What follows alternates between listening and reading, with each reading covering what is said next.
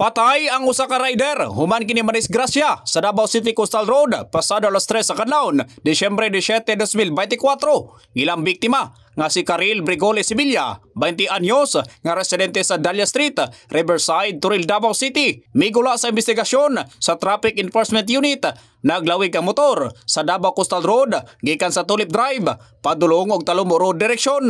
Apan pag-abot sa lugar nga nahitabuan, nawadan og kontrol sa Sevilla sa iyang gimanihong motor, hinungdan sa iyang kamatayon. Bisa mong investigation is nakita po lagi nato ang road surface diya nga portion sa may connecting bridge sa may Talumo.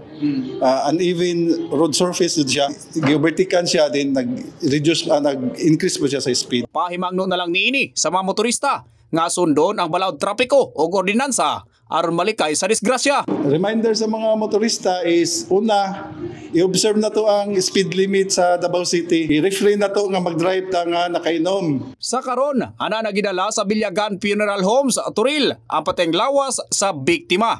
In the heart of changing lives, kini si Brigada Gibmaing sa 93.1 Brigada News FM Davao, The Music News Authority.